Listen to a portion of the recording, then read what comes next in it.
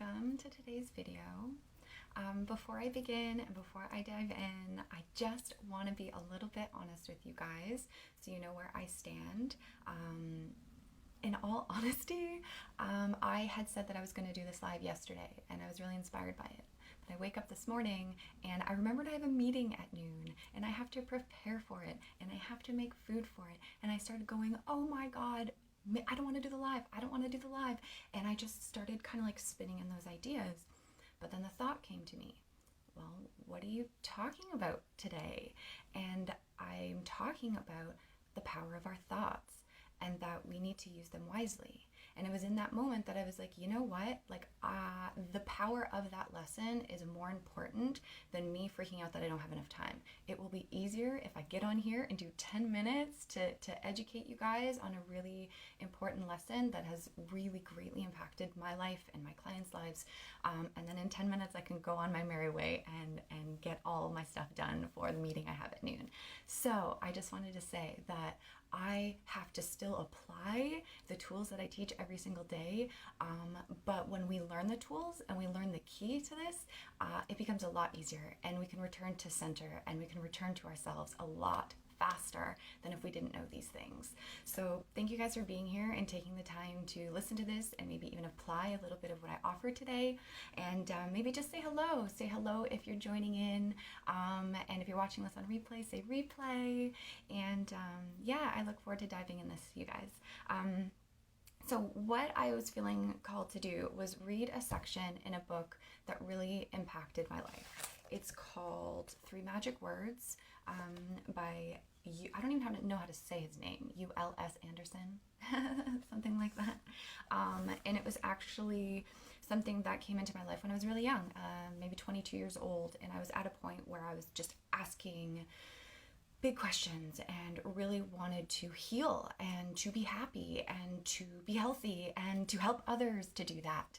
And so this came to me as a big, I guess, eye-opener to my own internal power and our collective power. So I wanted to share something from this today. But before I actually read it, hi Raven, good to see you, honey. Welcome, welcome. Post the author, absolutely. I will post the name of the book and the author as soon as I'm done in the comments. Thank you for being here. Hi Dawn, good to see you, honey. Welcome, welcome. Thank you guys for joining me today. So before I get into kind of like reading this, I'm just going to say, like, why is this important? This is important for you, for me, for everyone, because I feel, and if you agree, we do want health, we do want happiness, we do want peace. And if we want these things, then we must learn how our mind works so we can allow our mind to work for us, which it is always for us, but not get in the way of that and make it work against us. And so I want to get not too deep in this at all today. I kind of want to go over an overarching theme, but hopefully it could be helpful. So before I dive into this, hello to anybody who doesn't know me. My name is Brittany Shawley. I am a mom. I'm a mindset coach. I'm also founder of Whole and Healthy Kitchen. I have given my life to help increase the quality of health and happiness on this planet. So when I talk about things like the thoughts that we think and the meals that we make, it is because that really is our power. And what I'm going to read today points to the fact that our power is in our collective universal subconscious mind, and that this universal subconscious mind is something we are all a part of. We are never not a part of, and it is always working in our favor and for our good. But the thing about this universal subconscious mind is that contained within the universal subconscious mind is also our conscious mind, which is our thinking mind, those fast-paced thoughts that when we notice that we're thinking are those. But then there's also the subconscious mind, which is like the storage container, or really the power that we are learning to tap into. So the conscious mind is the mind that will be like, okay, I'll set the goal. I want to eat better, or I want to be happier. It's the subconscious mind that makes that happen. And so if our subconscious mind has been programmed, which all of us have been programmed with a lot of crap, because in this world, we're taught a lot of that, whether it be from the media or a whole bunch of bad experiences when we're children and things that we learn from our parents and our friends and our TV and our magazines. We are told what to think and we are told what to believe. And that subconscious mind doesn't say, oh, that's right, or oh, that's wrong. It just accepts. And so part of what our practice is to learn to become aware of the thoughts that are crossing our mind and to also uproot and undo what is in our subconscious so we can be a free channel that is the connection to the universal subconscious mind, or the love, or creativity, or the power of the living universe, or heaven, or whatever word we want to put on it, to be that vessel, that channel in our every single day life. And again, we want to learn about our mind and how it works, and to choose our thoughts wisely, because we want peace and we want happiness and we want health that doesn't flip-flop and doesn't change, but is constant, right? Something that is part of our being and cannot be affected by what's going on around us. And this can happen, you guys. We just got to know the key. So this is where I want to read this, okay? The title of this section, this paragraph, is called "The Same Power Brings Both Good and Evil." And this is really important because, again, it comes back to the power of the subconscious, the universal subconscious mind for which we are a part, and the power of our thinking. Hi, guys. I see more coming in. Namaste to you, Emmanuel. Thank you for being here. Hello, Moen. Welcome too. All right, you guys. So I'm going to read this section here. It can kind of be like a little bit of a meditation. I would suggest that you just let these words like hit you in the heart and just see where you relate to them. So let's read through this, you guys.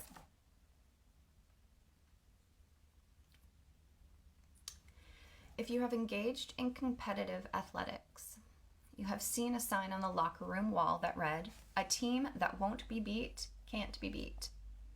And you know that the team that understood the meaning of that sign was the winner.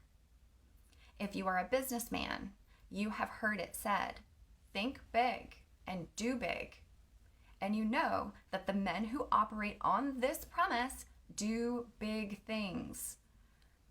If you are a member of a family, you have seen the power of faith work miracles in an illness, perhaps, in financial insecurity, in birth and death, in all areas of life's events. If you are a member of organized religion, you have seen the tremendous power of prayer. If you have ever in your life been faced with a crisis, you know the calm inner self you have turned to in a flash, which has rewarded you with an answer in an instant. Everyone has experienced this power to some degree. It is not so securely locked away that each human being does not touch it during some period of his life. Yet, strange to say, the vast majority of humanity shrug it off as perhaps only a fortunate circumstance, a coincidence, or a piece of luck. This is the important part. It is important for you to remember every day of your life that the same power that brings you good fortune brings you bad fortune. And it does so according to how you use it. The only reason it brings so little good fortune to the great mass of people is that they do not know it exists. Use it sparingly and use it the wrong way. Their conceptions of themselves are locked in the subconscious mind. And just as surely as the earth rotates, their futures are mapped out according to these conceptions and thoughts. The only way they can become free to achieve success and happiness and health is to arrive at truth, unlock the lock, and discover the key. Okay? How powerful is that? Did that resonate with you guys? Did that speak to you guys? I know it spoke to me. And the part that really spoke to me the most is that it's important for you to remember that every day of your life, the same power that brings you good fortune brings you bad fortune, and it does so according to how you use this.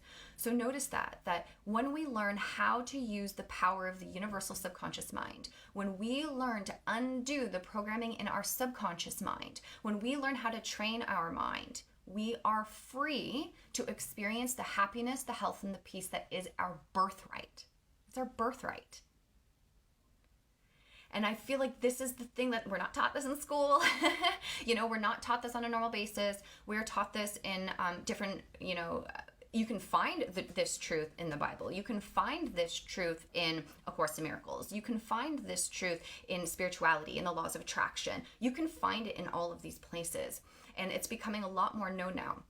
But I think we're really, really, really learning, well, what exactly is that key and how do I turn that key in my own life?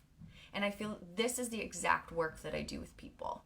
Okay, I help them to understand what blocks, beliefs, thoughts are preventing them from living the health and happy life that they deserve. And that is, it can seem like it could take a really long time, but really, once you learn the laws and you learn the truth, it can happen in an instant for you. That's the power of miraculous thinking, is that it can change our mind from the fear-based thoughts to the love-based thoughts, and the love-based thoughts are what is synonymous with the universal subconscious mind for which you are part and which you've never left. This awareness is life-changing, and to know how to tap into it and use it on an every single day basis, I feel like should be the goal of every single human being.